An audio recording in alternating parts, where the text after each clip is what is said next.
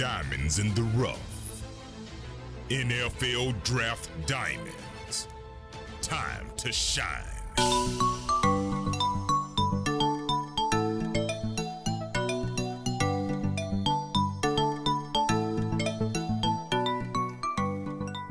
Hi, my name is Jimmy Williams with NFL Draft Diamonds, and today I have with me Mike Palmer, who's a safety out of Boston College.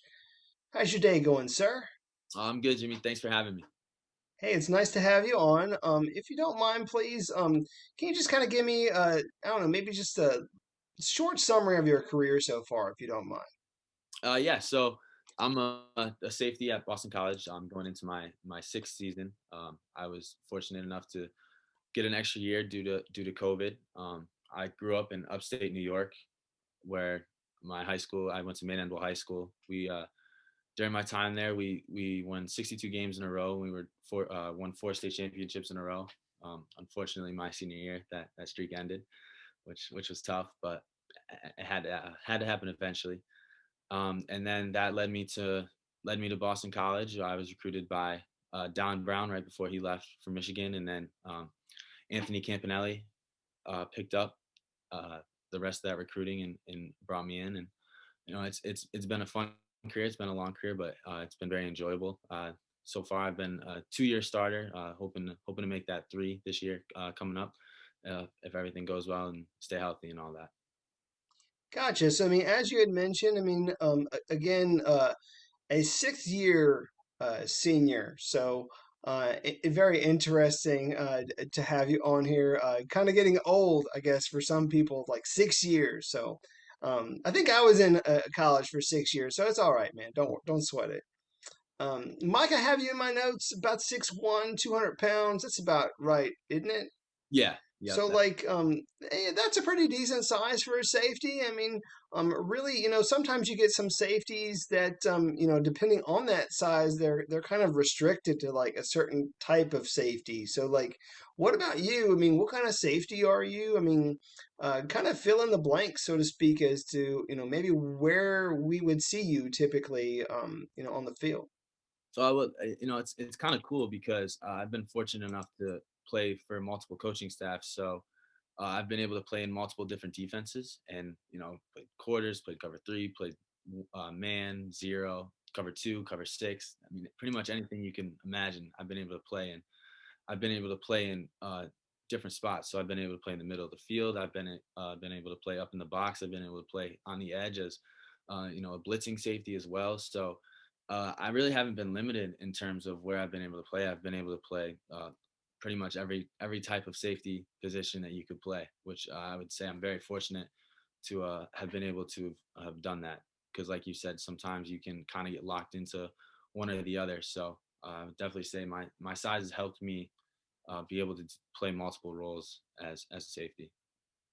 Gotcha. So, I mean, obviously, being able to play those multiple roles, I mean, that does show a lot of versatility there. I mean, do you feel like that's like your best attribute that you're bringing to the table? I mean, how would you answer that question if I were to say, like, what's the best thing that you offer as a prospect? Uh, I would definitely say versatility would definitely be a big thing because the way rosters are made up in the NFL, you got to have guys who can do multiple things. You can't just have people locked into one spot. And on top of that, I would also say special teams. I love special teams. I've been on special teams for since 2018, however many years that is. So it's been a lot of it's been a long time, and it's been a lot of fun, and just the versatility is key.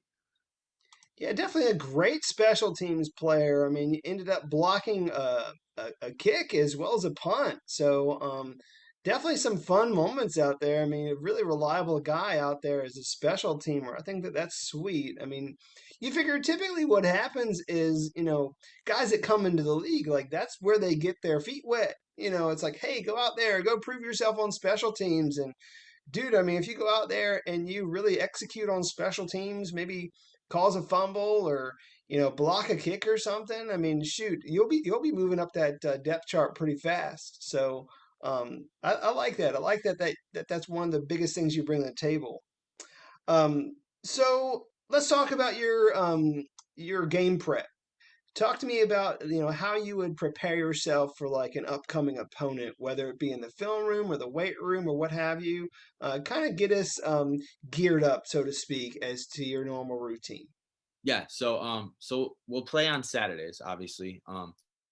And then what the way our week works is Sundays are a day where we'll come in the morning and we'll we'll have breakfast, everything. We'll go over the film from the day before, have our meetings and everything, and then we'll kind of head out. We'll head out to the practice field, do a little bit, like, nothing crazy, a nice little short practice to kind of flush our legs and kind of help us recover. And then after the practice, we'll go out to we'll lift. So we'll have a nice heavy lift on Sundays to make sure that we're keeping our strength. And our strength coach is Coach Matus. He does an awesome job with our strength program during the season to help us kind of so we don't lose strength throughout the year, and that we can be just as good in November and December as we were coming right out of camp. And then Mondays are our day off, so kind of use that as a big recovery day where get your legs back, kind of get your mind reset for the week coming up. And then typically I like to come in Monday night and kind of get a little bit ahead on the game plan. So come in for like an hour, just kind of get a rough draft of who we're playing. Well, the coaches do a phenomenal job of having that ready for us. So we come in typically in the afternoon around 5 o'clock, come in for an hour, sit down, take some notes, just kind of to get a feel for that Tuesday practice in the morning. And one thing that I really like that we do at BC is we practice in the mornings. So it's nice because we can wake up fresh. And so you don't have to worry about a whole day of school and all that stuff. You can just, you get out of bed, you head to the facility, go to meetings, then we have our practice, quick lift after practice, and then we head to lunch, and then you kind of start your day in terms of school. Wednesday's the same thing. We practice in the morning, nice quick short lift after practice. We'll hit an air bike to for a few reps, just to kind of keep your shape, stay in shape and everything, because you're not conditioning as much during the season as you would be during the off season. Thursdays are nice, slow down tempo a little bit.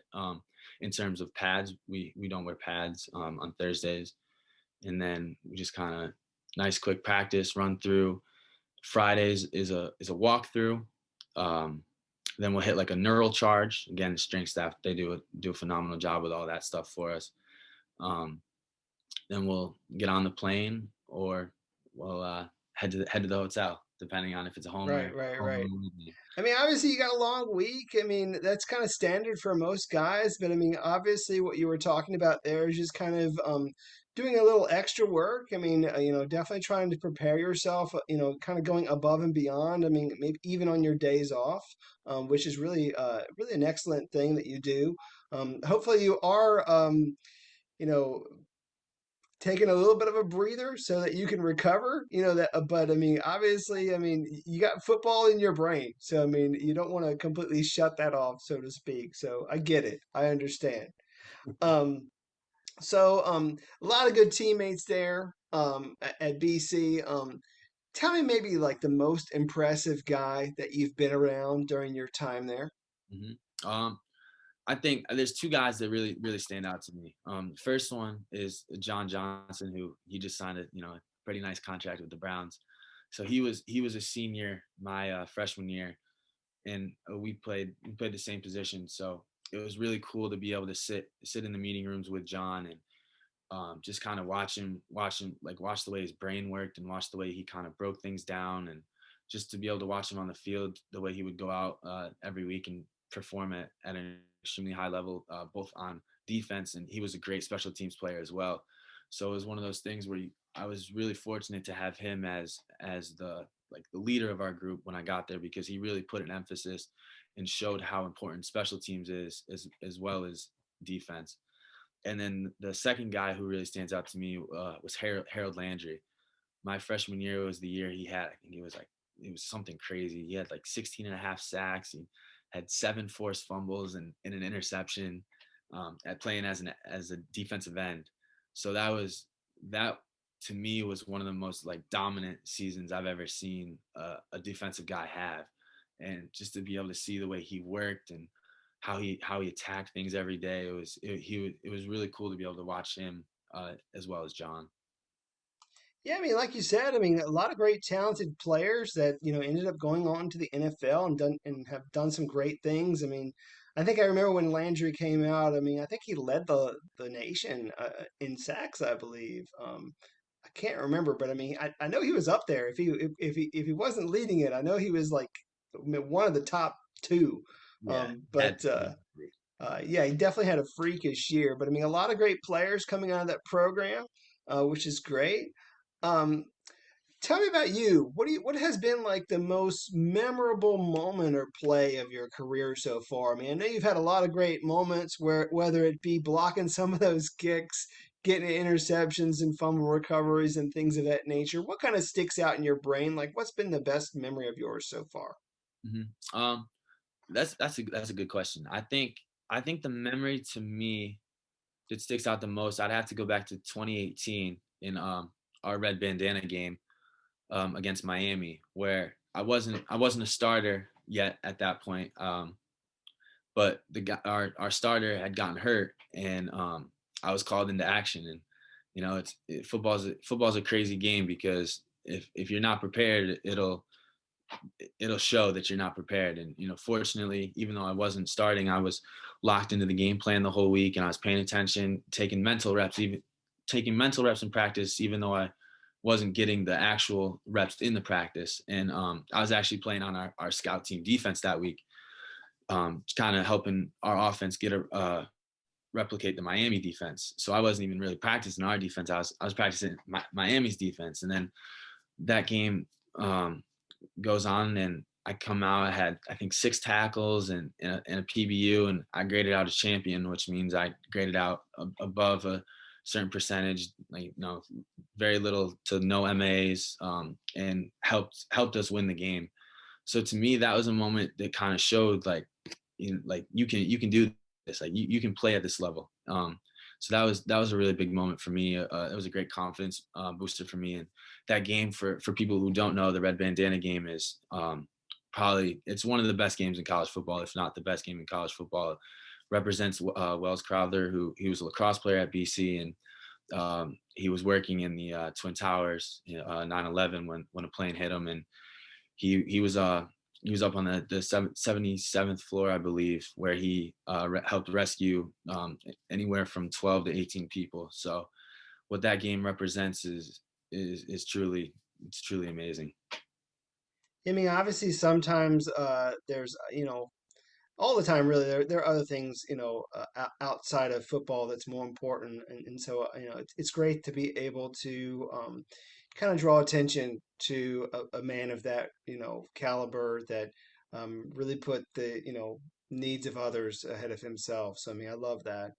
um, I have a couple other questions for you. Again, some of which are a little, oh, I don't know, maybe psychological or something, because I don't know, just kind of wanted to pick your brain a little bit on a couple things. Again, like we said, you've been there at BC for a while. So, if you had to maybe give your younger self, back in high school, like 17-year-old self, some advice Mhm. about maybe what to expect of the next 6 years. What sort of advice would you give him? Yeah, I would say expect lows and highs, and don't get discouraged by the lows. Failure, obviously, in order to succeed, you're going to have to come across failure, and the way you have success is how you deal with failure. So failure is only a failure if you let it hold you back. So if you come across something and it doesn't go your way, how are you going to learn from it? Because that's more important than the actual failure itself. So just don't get discouraged. Just keep your nose to the grindstone. Keep working hard. There's the light's always at the end of the tunnel. Sometimes you don't know how long the tunnel is, but just keep grinding and keep going, and wake up every day with a positive attitude, and attack each day. And if something bad happens at practice, don't carry it into the rest of your day. Squash it at the end of practice. Kind of reset after practice. Go on with the rest of your day, and tomorrow's a new day. Interesting. I was wondering what you were gonna, tell your younger self. I mean, you figure your younger self in high school really had a very good a lot of great success in another sport, which is really just track and in the pentathlon. Talk to me about you, like as an athlete in this of this crazy event. Like I could barely do one sport, let alone five of them. So to walk me through you, like being a two-time state pentathlon winner. Go for it. Yeah, so pentathlon for people who are unaware of it is it's 5 events in track, and then you get a score from each event, and then the score from each event tallied up at the end. Whoever has the highest score wins. So it really puts a lot of pressure on each individual event because if you have one bad event, you're not going to win. And that consists of the 110 hurdles, high jump, shot put, long jump, and then the 1500 at the end.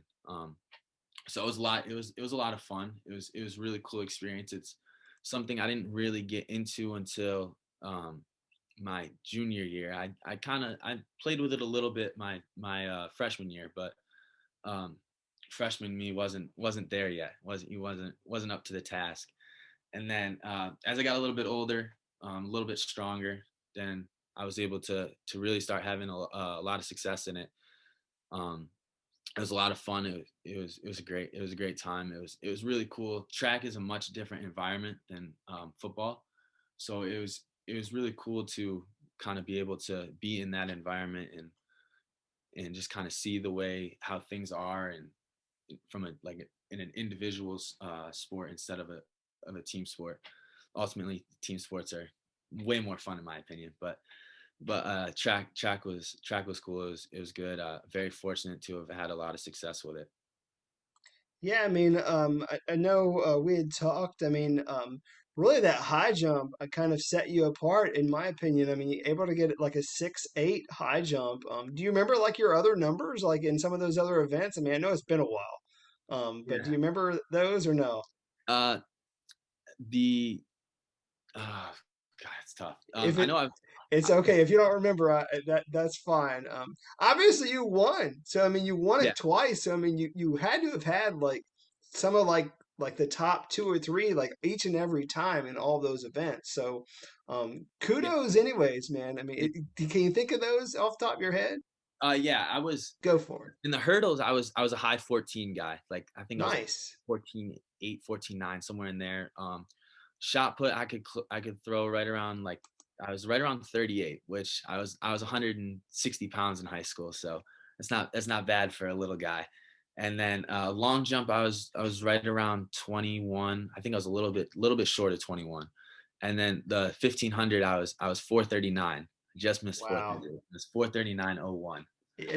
Those are still some fantastic numbers. I mean, and again, like to put things into perspective, I mean, you're doing a lot of events. So, I mean, it's not just one thing. So maybe you didn't place like number one in the shot put, but I mean, you probably did that in the high jump. Yeah. So, and then of course you had some of the other events. I mean, hurdles. I mean, all these things really translate to football in some regard, man. Whether it be like explosion, upper body strength, a lot of crazy other things that you could do. I mean, have you ever thought about like doing maybe like the Boston Marathon or something? Has that ever crossed your mind?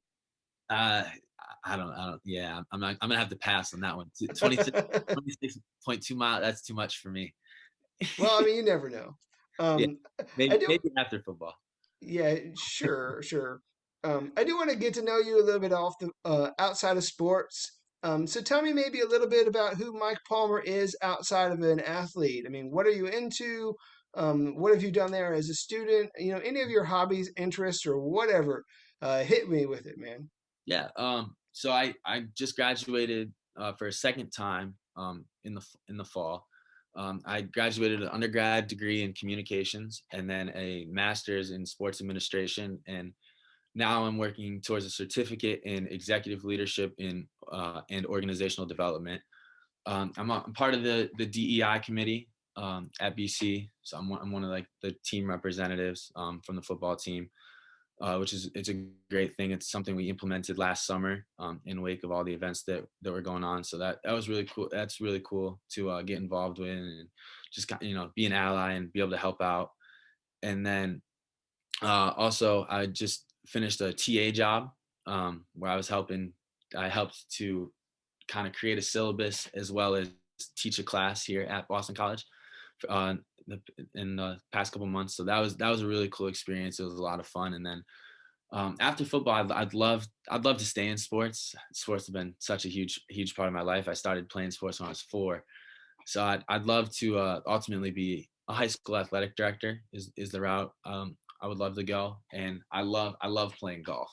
Golf is what I like to when we put the cleats up. I like to try and get out and play a little bit of golf here and there. So I'm not too good at it, but it's still a lot of fun.